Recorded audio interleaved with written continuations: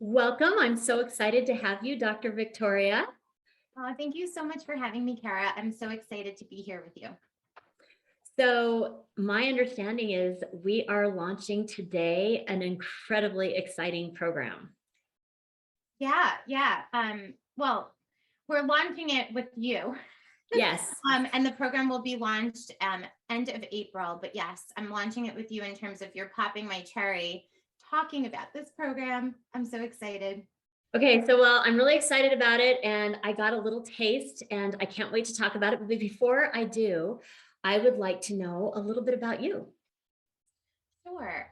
So my background is I'm a licensed clinical social worker. I have my PhD in social work and spent many years in doing my research on post-traumatic growth and parenthood experience, specifically as it relates to parents who have children with autism. So if you can imagine just a little bit about that, parents who have children with special needs have the parenthood experience. They've got the experience of parenthood of children with special needs, right? And then they have the experience, if they have a child with autism, the experience of parenting a child with autism. So I spent so long not just working with families, but also really getting what all those experiences are about. I'm also a speaker. I speak internationally. I train professionals on the topics of trauma-informed care, utilizing body-based approaches. I speak to professionals on how to best support parents in the process of actually working with their kiddos in therapy. And I also train on how do we facilitate post-traumatic growth with the people that we work with. And I support people in actually recognizing their own strengths and supporting their journey after trauma or stressful events have occurred in their life. Aside from that, I've done a lot of different things, Kara, but what I'm most passionate about today is working with my clients. I work a great deal with adults and children. A lot of my background is working with kids and teens, and I spend a lot of my time now supporting parents and couples. So, I'd like to touch on just a second on trauma, okay? Because I think trauma is a touchy word only because sometimes people will say, well, maybe you need to think about the trauma you've gone through or the experiences you've had. And for some of us, we want to say, well, trauma is for the people who've had it really bad. I didn't have it that bad. I had it like everybody else. So I didn't have trauma.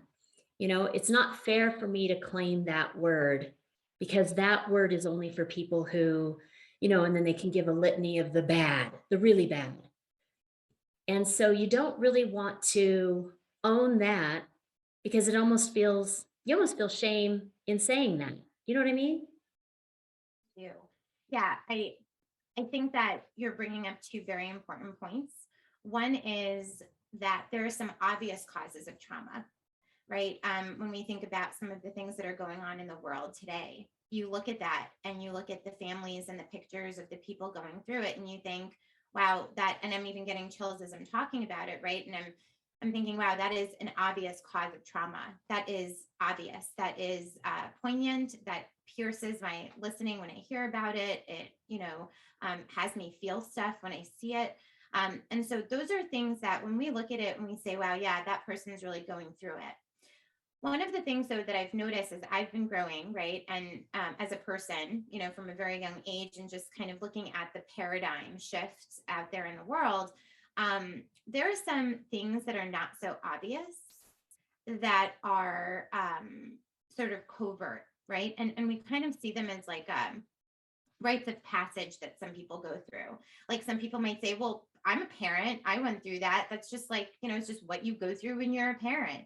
And so, I went through that in school. That's just what you go through, as a kid. You sometimes get bullied. And we can go down the list of things that are normative and developmentally appropriate to experience, even like a dental appointment. I remember as a kid, I've got this person I don't know shoving their hands with the gloves that smell into my mouth, which is a cavity in my body, which is a very personal, vulnerable place. not really telling me what they're doing, right? Then afterwards, they give me a lollipop, which is counterintuitive, right? And it's so completely like, what the heck was going on there? And then you're sent home. And then you wonder why years later, you're like phobic of needles. You don't want people touching you without permission. And it's like, right? So we aren't, I think, to your point, given the permission to feel the stuff we feel. And like we're constantly being told that's not that big a deal. Get over it. I can't tell you as a woman how often I've been told you're too much. Stop being so dramatic. Just let it go. And so you learn as a kid, I'm too much. My emotions are not okay. I feel it, but it's not okay. So it must be wrong. What can I do to not be this or feel this?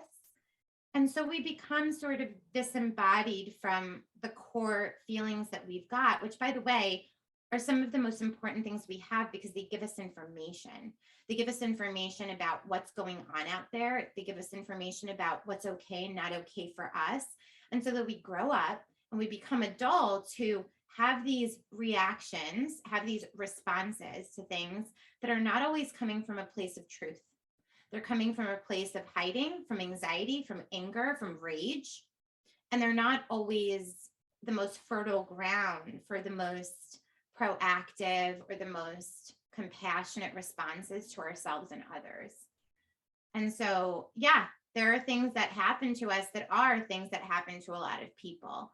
But if we don't notice them and give them space to just be and be explored when we're younger, right? Or when we're older, even, we start to behave in life in ways that are not authentic to who we really are. Good. It's funny because I was the one who was told I was too sensitive. It's the same thing, oversensitive. The club. Right. So I was looking at a lot of the things that you said about you, and you've been in this for 17 plus years, and that made me think of how you counsel, and that isn't the right word, but how you talk with parents about parenting for 17 plus years. And I thought, wow, there's been a lot of styles of parenting in 17 plus years. So like, just for my instance, I've seen so much in parenting, right? I've seen spanking, don't spank, timeouts. I've seen just let the kid do whatever. Don't say no because you'll ruin their confidence. I've seen love and logic. I've seen so many different things, positive parenting. So when you're talking with parents about how to get past their barriers and enjoy parenthood, how do you fluctuate what you're saying to encompass all of these different varieties? Because sometimes the pendulum is completely opposite. Do you understand kind of what I'm saying?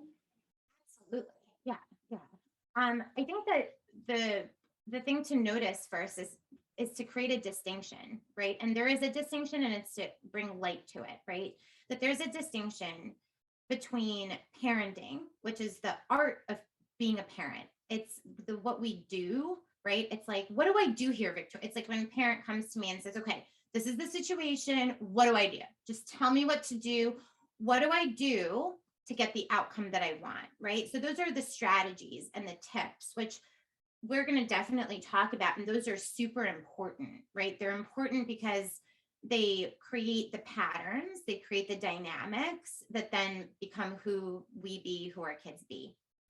Parenthood, though, which is what you just mentioned, the experience of being a parent is distinct from what we do as a parent.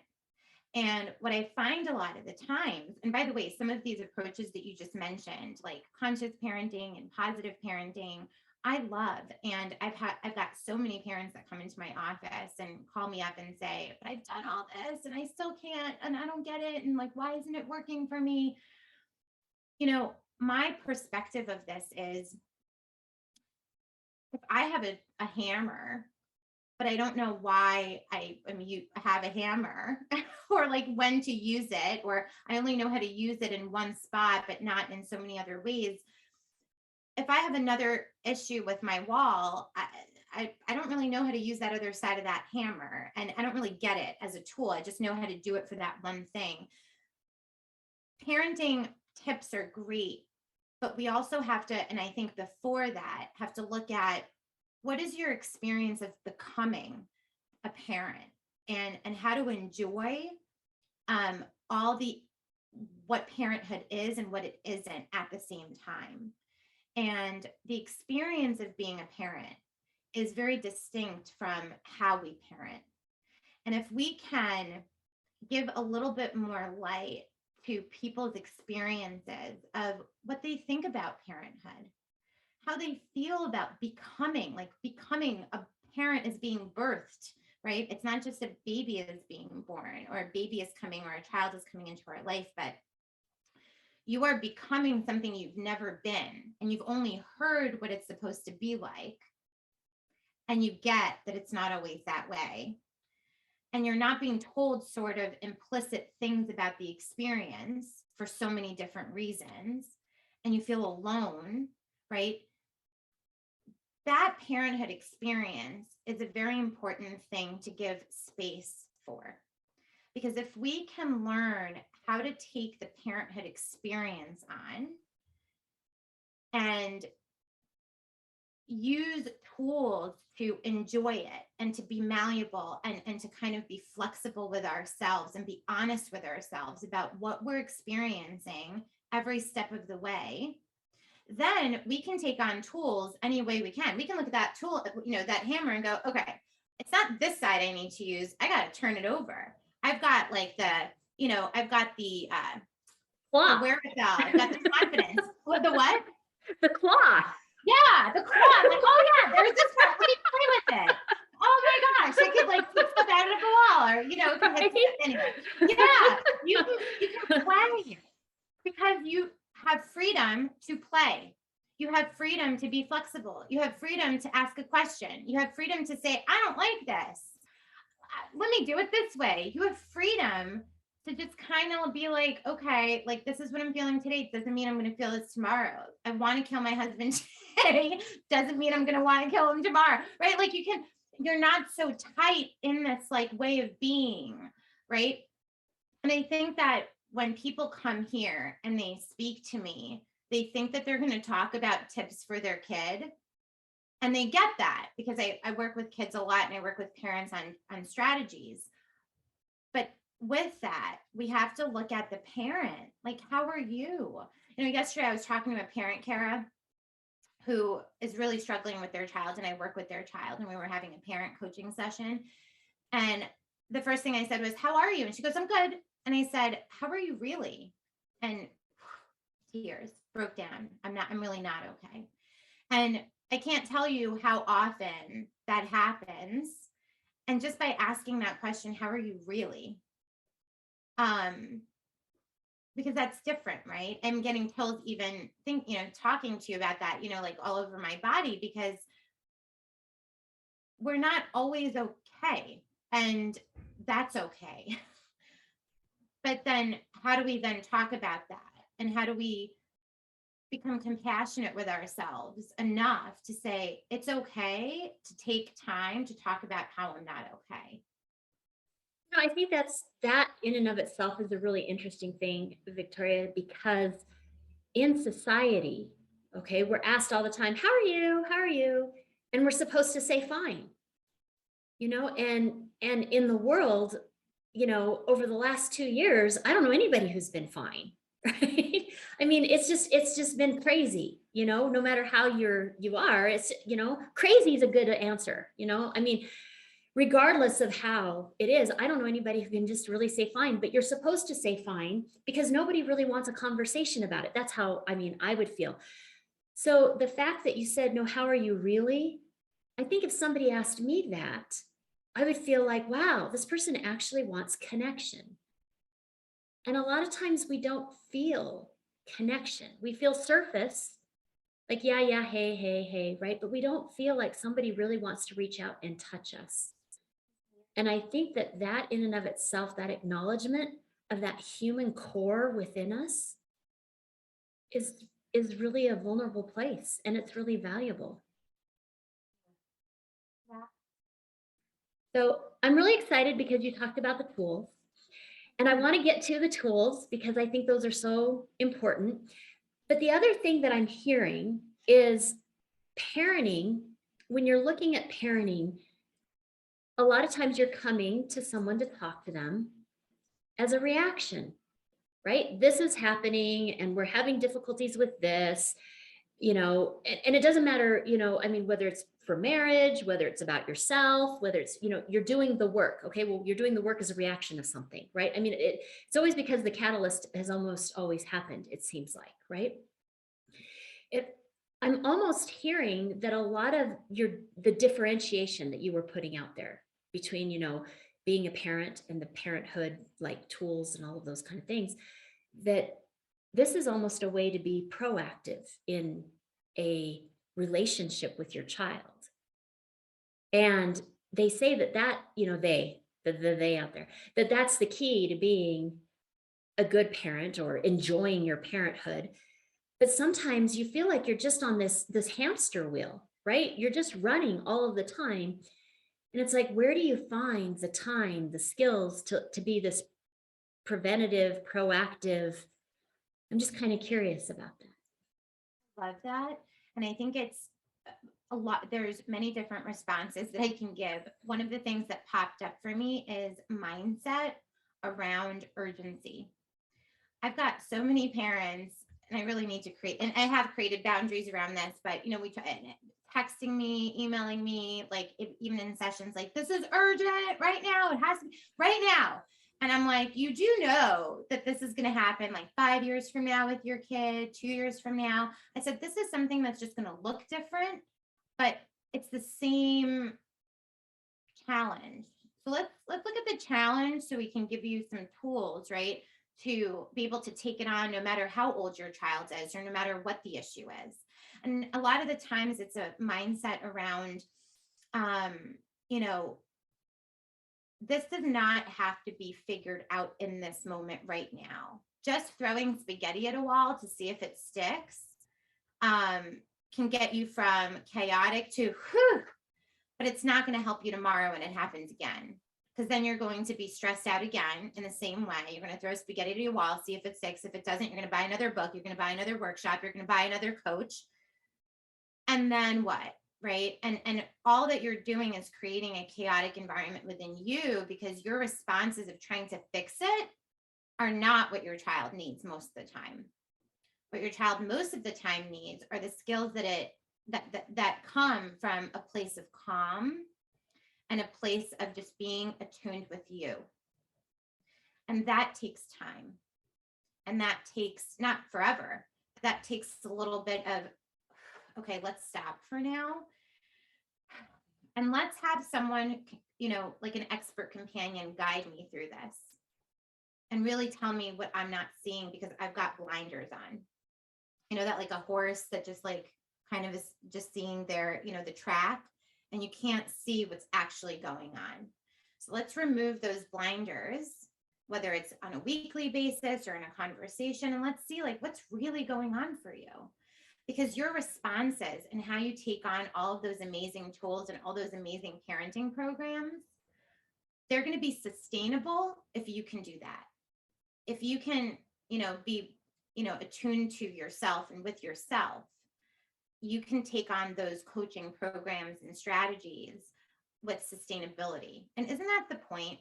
Isn't the point to have it be sustainable and not to have to need another parenting program when your child is a toddler, and then another one when they're in middle school, and then another one when they're in high school, and then another one when they're an adult? It's like, what if you had a foundation of being able to come back to home base at any stage of the game, no matter what? Wouldn't that be, great? Then anything could be possible. That is amazing. And one of the things that I keep hearing over and over again is that the parenting with your child starts with you.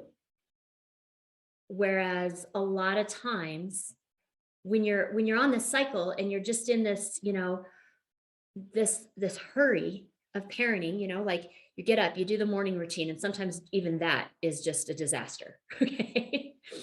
And then, if you're homeschooling, that's hard. Oh, sorry. And then if you are sending the kids off to school, I mean, there's just all these things. And then you do the after school, and some of them have all these programs and all these sports and all these things. And then you have to try to do the bedtime routine and then, homework. And I mean, it's just all this stress. So you're just on survival every day. But you look at it like you're doing your part. Okay. You're trying to fit everybody's needs. So it's when somebody else, like the child, does something, then it's them who's creating the issue in the parenting. Do you see what I'm saying? Because it's like you're doing it all. So, it's interesting because you said, you allow people to come in and not be happy with the situation. I call those fork to the eyeball moments, right? Because that's when I was just like, I'm not going to say it. I'm not going to say it, but I really want to just do a fork to the eyeball right now. But it never occurs sometimes that, wow, maybe this is all about me. Maybe this is all about my blinders. Maybe this is all about where I'm at. Point of not blame. I never want, and I don't actually, because I worked through this myself as a child of highly emotional people. It's not a blame, it's an empowerment. I can do, as a therapist, I could do what I can do with your kid, but you are the one. It lies within you, and it's such an empowering thing when you're given permission to be you. The other thing is that, do you ever notice, Karen, I don't know, we didn't talk about this prior, so I don't know, but like with your own kids, but the things, and maybe it's not you, but I don't know, but the things that bother you or trigger you the most that go, are the very things that are not settled within yourself. And I thought about that. And I think that a lot of times the things that bothered me most about my children were the things that I saw reflected in them that were characteristics of other family members or things that I had hoped to train out of them. Or something like that. So I think that may have been, in talking with you prior, unresolved issues that I had not come to terms with necessarily, right? And I was like, oh, that really reminds me of such and such, and we just don't want to go down that path, This is exactly what I'm talking about, right? And we don't want to go down that path is a reaction to something within you that hasn't yet been settled. Right. And then that leads down a path of trying to fix it. And your child is standing there going, hello, can you hear me, see me, and understand me, please? Hello. And you're like, we gotta fix this. We don't want to go down this path. And the needs, your need to fix it, and your child's need to be heard, seen, and understood, two ships in the night. Right. And that compounded over time. We all know about compounded interest, right? That compounded over time becomes a bill that you're going to have to settle much later on. And that's much bigger than it is now when kids are young. So my hope is to help parents learn how to get real. And I actually have the 4 questions that I like to have parents ask themselves when they're in a moment of like reactivity. How do I know that I'm being real right now? That my responses are coming from a place of not fear, anxiety, or fix it, but from a place of love and compassion and understanding. So I can share those with your audience as well. That would be great. I would love that. Okay, great. So, the idea is, how do you know you're coming from a place of authenticity? And so I just remember real, REAL, right? So the first is, am I focused in this moment with myself and my child on being right or seeking understanding? So ask yourself, in this moment, do I just need to be right, that this was the wrong thing, that you should do this, or am I looking to understand, right? And how do we seek understanding? What does that actually look like is something that I go through in my program. E is for, am I creating an empowering context right now for myself and also for my kiddo? So what is an empowering context all of itself, right?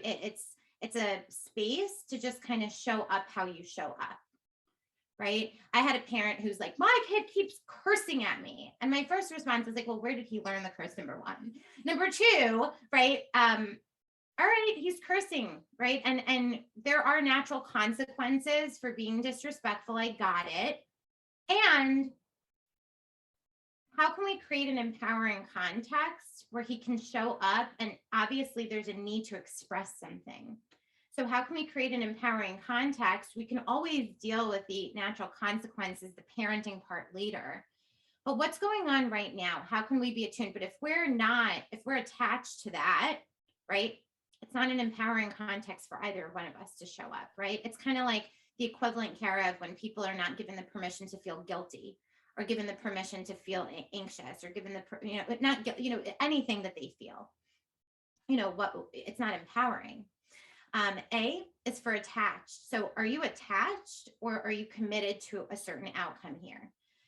Are you attached to this conversation with your child going a certain way because one of the parenting approaches told you that this is how it's supposed to go if you follow it? Or are you committed to just being connected and attuned in this moment, however it turns out, whether your child slams the door at you or kicks you at the end or says, oh my gosh, you understand me, and gives you an Eskimo kiss, you know what I mean? Whatever happens, what are you committed to? And commitment can look many different ways in terms of how we get there. And then finally, L is, how am I leading? Am I leading with love, right? Which is really about self-responsibility. Or am I being led by anxiety or fear or whatever else is coming up?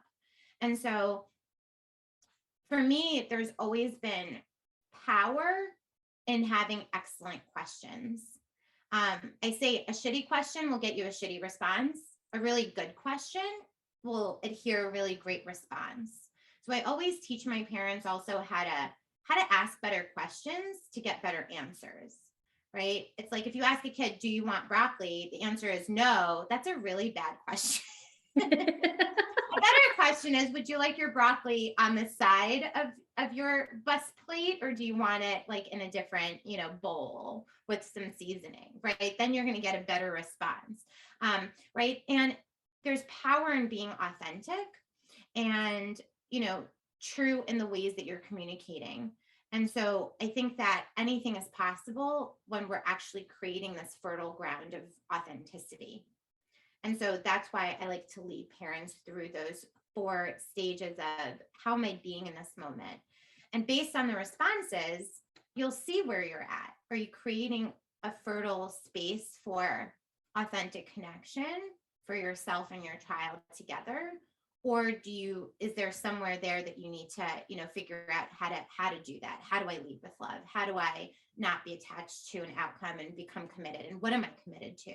So that's what, in my program and just my process with parents, that's what we go through, is the how. But those 4 questions can be a really great start for your parents to start, just planting seeds of inquiry for yourself. I think that is very helpful. That almost sounds like one of your number 1 tools. Yeah, it is. It's something that, yeah, it is. It's a good barometer to which to measure where you're at. So I was thinking about the first one, and are you coming from a place being real, right? And are you trying to be understanding? Are you trying to be understood or whatever? And I'm guessing that if you're, beating it like a dead horse and you're beleaguering it, that isn't quite the place that you're coming from. That is a place where you're trying to be right and not being understood, even though you're repeating it several times. Say it louder, or if I say it again, my child will just understand it. And the thing is, most kids want you to just stop talking. I can't tell you how much we just talk. Sometimes even I'm like, okay, Victoria, you're talking a little too much, because kids are like, it sounds like a Charlie Brown skit. It's like, wah, wah, wah, wah, wah, wah, wah. And they're like, and playing with my slinky, and the parents talking, and I'm watching this scene and I'm thinking, oh my gosh, the parent doesn't even get, because from a good intentioned place, right? They want the kid to just understand. If I just say it this way, or I say it that way, and I give them my wisdom from my own life, they're going to get it. And like, no, I remember as a kid going, I want to experience this for myself. I didn't have those words, but it was like, but I want to experience this for myself. But I don't want to wear a hat and go out and play in the snow. I just don't. I don't want to wear a helmet either, right? Like kids they don't get the wisdom part. We only get the wisdom part when we grow. That's the point of wisdom. You have to experience things to have the wisdom. You can't just read it in a book, because knowledge without action and experience is useless. So yeah, like, am I trying to be right here, or do I want to understand? And then understanding takes something too, right? Like seeking to understand, what does that even look like? So my boys are older now, but they constantly would tell me, Mom, I got it. You can shut up now. I got it. You totally told me, right? But it was interesting because you talked about the wanting to experience it yourself. I did get that point. So when they were teenagers, I said, so I want you to always see me on your shoulder. You know, remember the good angel and the bad angel on the shoulder? And I said, so when you go out into the world, because they're always out there, you know, it's like you always want to control things, you know, like, will they see a gun at a house? Will they see a screen? You know, will they be on the screen? You're always thinking these things as a mom, right? But you can't control it. So I'd say, okay, so go out, make mistakes. I'm who I am because of my mistakes, but I want you to see me on your shoulder. And every time before you do it, I want you to think, is this a life altering mistake? Or is this a mistake that I can come back from? Because if it's a mistake you can come back from, great, do your mistake. But if it's a life altering one, I really need you to see me saying, no, no, no, no, no. And he said, seriously, Mom? And I said, I'm serious. I can't let go of that one. I love that, Kara, because isn't that like you want to impress upon them, right? Certain things. And then you want to become that, like, you know, you want to glue yourself to their shoulder to like always be in their ear, which by the way, it should be the left ear. For some reason, research has shown that like in the left ear, that's a little bit more like, so, you know, in the left ear, and you just want to be chirping in there, right? And the thing is, kids do get it. They do, it really, you're laughing, but like, they really do get that, right? That like, okay, I remember what Mom said, or I remember what happened to her. I remember, you know, the consequence of what used to happen. And they use that as information to decide from a place of power. But what you just said is so important, because let's fast forward. Small child, right, is constantly being told what to do. The parent is always right. They're being reprimanded. They're being disciplined to the point of not being able to have their feelings, their emotions, worst case scenario, right? Or somewhat worst case scenario.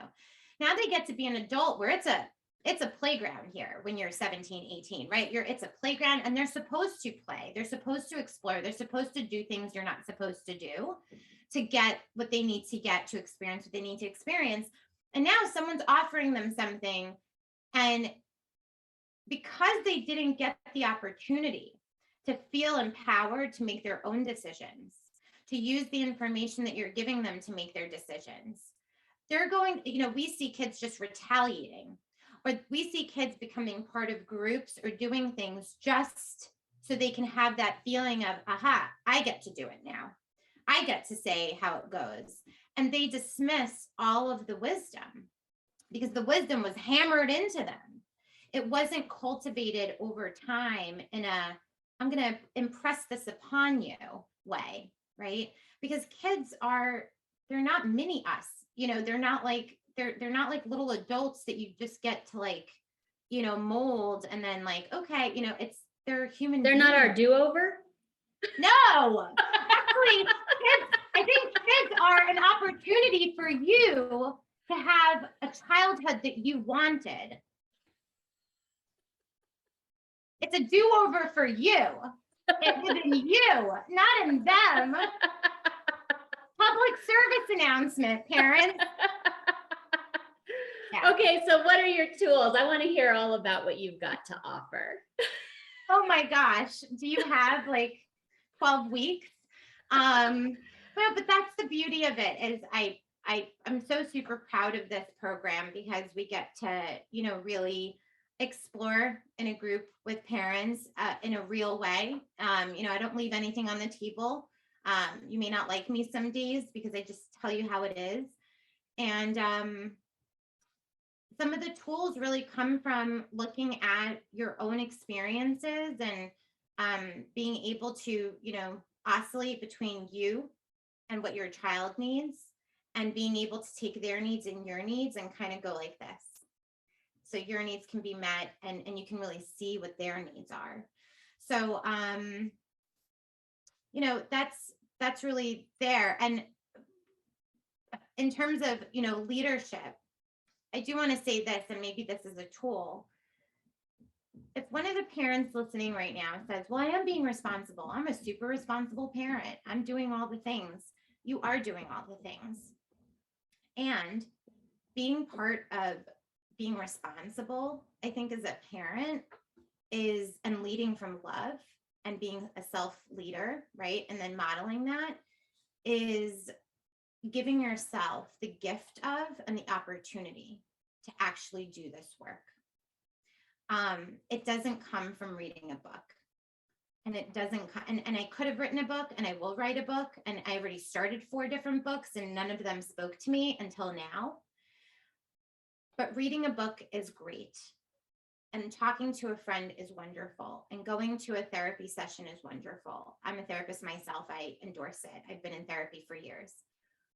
But actually giving yourself the opportunity to go through this journey with someone and others that get it creates this habit within you to start asking yourself the right questions, to be able to look and say, oh, that's interesting. I've been doing that for like the last 5 years of my child's life and my life as a parent, and maybe I can look at it differently now.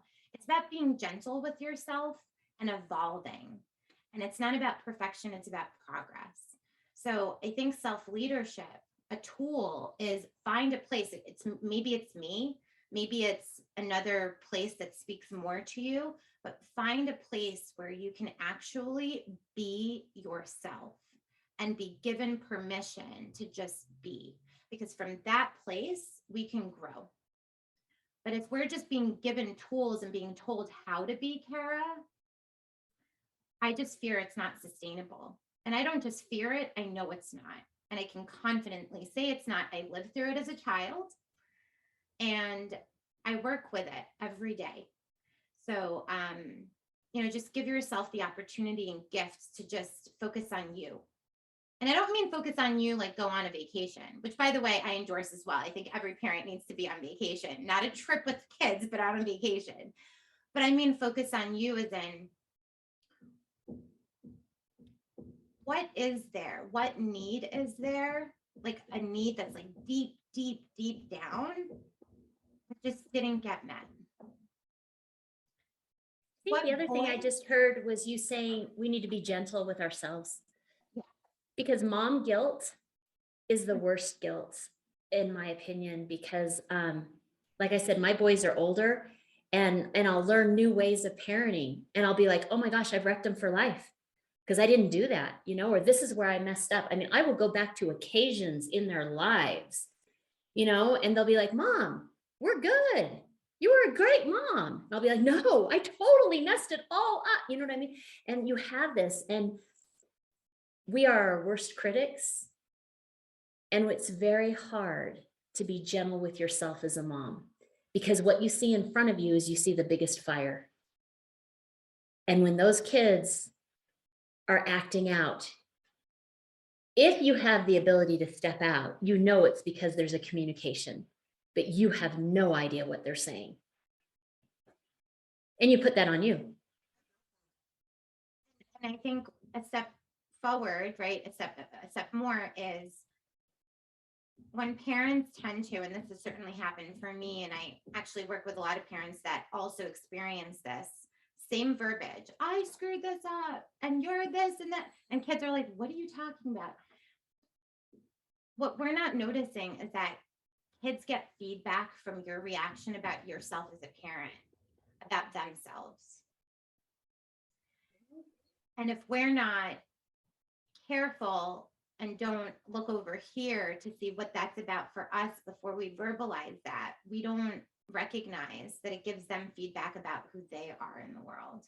Because if you screwed it up as a parent, what does that mean about how they turned out as a child and as a human?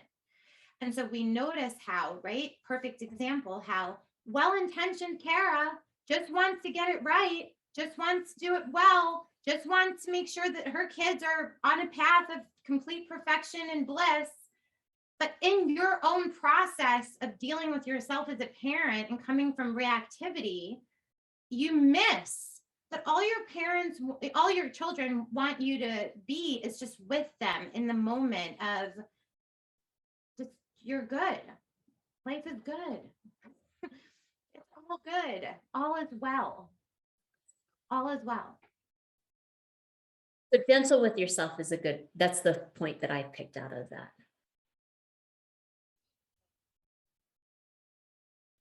So did you have any other tools that you wanted to share?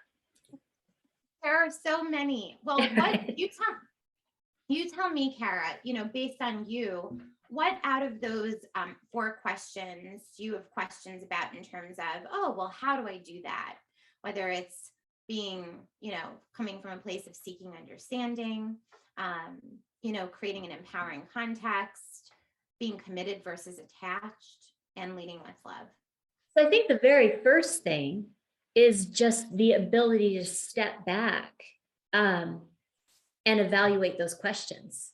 Because, I mean, I think of all of the times where we had the flare, right? Because, I had one very reactive child, but I knew why he was reacting. So I was actually able to step back quite a bit from that one. But I had one child who was the quote unquote perfect child. So when he reacted, I had no idea where that was coming from. It was always a shock. So then it triggered me, and I usually reacted. And to step back in that moment, I don't know that I would have been prepared to do that. So I guess that's the first question is, one, how do you even realize you're being sucked in? Because it's almost like a sucking in. It's this vacuum, right? And all of a sudden you realize that you're in this back and forth. When you watch a parent do it, you realize that you're rolling around with a pig in mud, and pigs love mud, right? I mean, you can see it. But when you're the parent, it's almost like this vortex, and you don't even realize that you're in it. So let me tell you that one of the modules, my modules are based on a bunch of C's, about 9 C's. And one of the C's is called capacity. And I talk about we all have the potential. I never want parents or people to think that they don't have the potential to do anything. Actually, our potentials are limitless. But in order for our potential and the possibility of our potential to be realized as a parent, as a human, we have to have capacity to actually take stuff on. And what we notice is that parents are sometimes limited in their capacity to deal with the urgency of a moment because they are taxed to the max. They are tired themselves. Some of them are unaware because they didn't have the time or the permission to actually become more aware of what's going on for them. They're being given conflicting messages. They don't have a partner or partners in the process to support them. They don't know how to build community around them outside of their core family or partner to support them. They don't have the permission to do that because they feel guilty to ask for help. They have this weird mindset around, and weird in quotations because it's talked about so much about being a perfect parent, a perfect conscious parent or positive parent, whatever it is that they want to be. And so capacity is limited by all of these things. And so my tip here is build up capacity within yourself to actually do that. And how do we do that? We create space between what's happening and our response to it. Instead of being a walking reaction to a moment, you start to build space. My mom is a neurologist, and as a kid, she always used to say, Victoria, between something that happens and there's a brain. Use it. And so it's the in between of using your brain, creating that space to evaluate. And it could be something as simple as hold on, and I do this a lot now actually, and if anyone has a bathroom in their home, you go into that bathroom and you close the door and you say, I need 5 minutes, and you breathe. And we talk a lot about breath. And I know that for a lot of parents, they're like, Victoria, breath, what? I breathe every day. Yes, but people also undervalue the power of breath, which is actually one of our inner resources that I, teach people how to utilize to create that space and capacity to ask yourself those questions and ask yourself where what you're missing, why are you not doing that, right? And not to judge, but to inquire. And then we have the tools to build those up, or how to show up in the way that we want to show up. So create space. Another tip is simple but hard to do, is how do we leverage the strength of the people in our family, like the other adults in the family? Or even if you're a single parent, you've got a co-parent. And I know that some situations are tough, but how do you leverage other people's strengths in a way that supports where you're limited in the moment, right? And giving permission to some parents to say, when this happens with this kid, you've been the one to deal with it. We're going to switch that up. I had a parent I was working with who she did everything, just happened to be in this family. She did everything when the kids were young, right? And now they're older, they're teen and young adult, and they're gravitating towards dad. And she's like, WTF, like, I did it all. I was wanted by you. I'm irrelevant now. What the heck is going on? And she's just, and so we worked actually on, and dad was like following her lead always, really feeling what he said, disempowered through the parenting process throughout their kids' childhood. But now they're gravitating towards dad because dad's kind of chill. And he's kind of like listening and, understanding them, and kind of he's chilled out. So the way he's being is now more attractive to the younger adult who wants to just be chilled out and have someone listen to them. They don't need someone packing their lunches and making their play dates and hangouts anymore. So we worked with these parents on how do you leverage and recognize first other people's strengths. And maybe now it's time for you to let the air out of the tires a little bit and let another parent take the lead. And what can we learn from them? And so there's so many different ways to create that capacity by shifting things in the mindset, and also doing really practical functional things every day to match that new mindset. And so it's just kind of like updating yourself to the current time, right? That how you were as a parent when they were 2 or 5 is not always going to work for you, which I think parents know and they're pissed about. But if we can give parents a framework that they can use at any stage of life, then they're good. I think that is the key, because it's like when you get them, they can't even crawl. So, it's like they can't do anything, right? And as they grow, hopefully your skills grow a little bit, right? Although, I have all kinds of stories about the baby you put in the bathtub and then it ends up in a ball at the bottom of the bathtub, and just like, oh my gosh, and it's slippery and you can't make it long, but all those little freakouts are completely different than the freakouts when they're a teenager. Okay.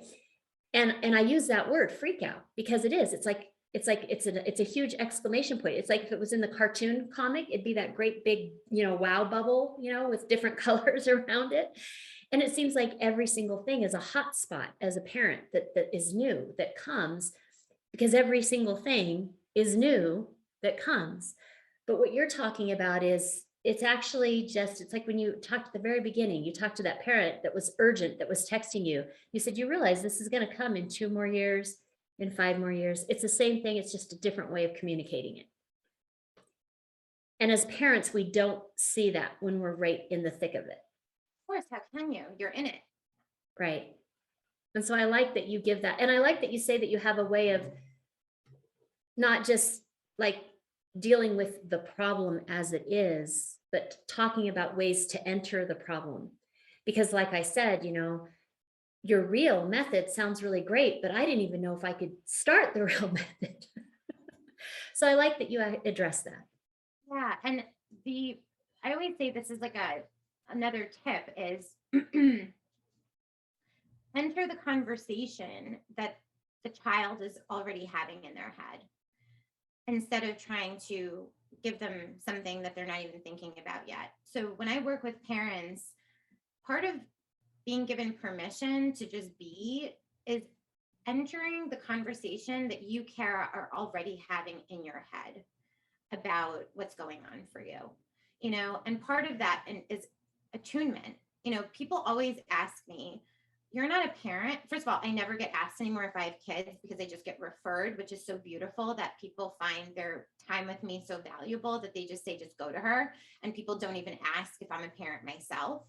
But, big reveal, I have a dog who is the closest thing to a child to me. And I hope to one day be a mom soon based on my biology. But where it comes from is I'm so attuned to what a parent's experience is because I spent such a long time up until today, actually today, this morning, before getting on with you, being in my own parents' shoes, trying to understand, but also feeling what they're feeling.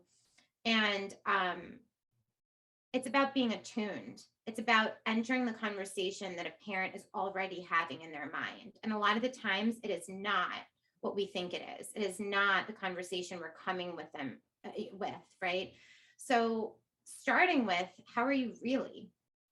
Or I see the implicit language. I see I work with a lot of beautiful parents. They're put together, they're successful, they've got finances, resources in check, they look good, they look like they feel good, but implicitly, I know what's going on. And if I can enter that conversation in their head already and really create a space of safety and honesty and lack of judgment and just being with them and getting it, anything is possible in terms of shifting to something that they want in terms of what they're committed to. So with kids, that's the tip. Don't enter the conversation you want to have with them. Enter the conversation already going on in their head. And that takes attunement to know what's going on in their head. That takes actually seeing your child and knowing what are they trying to communicate to you through their tantrum, through their cursing, through their kicking, through their escalation. And that's where the skill set comes in. So I hope that helps. I hope that supports people in getting how important this is to really focus on you. It helps a lot because my other question was about empowerment, and that sounds like empowerment, attunement and empowerment, because you're right. We do have a lot of conversations in our head. It's like, oh, this is happening because of this or this, for me, it's like, I've already solved the whole thing before, you know what I mean? It's like, you just go there. And so I think that recognizing that it just needs to be a conversation and trying to facilitate the conversation. If you just go into facilitator mode instead of mom mode, it might be even easier. You can, if all of your stuff is dealt with, you can focus on the task of role of being a parent. I think that's beautiful. So I'm really excited. So where can everybody find you? So let me ask you, Kara, this is launching when? The summit, I can't wait, is launching at the end of April, correct? April 26th. Awesome. So you can find me on growingkindminds.com. That is, my practice platform where you can connect with me. Either my assistant or I will get back to you within 24 hours because this is what I love doing and connecting with people. And by the time this interview comes out, I will already have launched my my program. And you can find that on permissionslipparenting.com.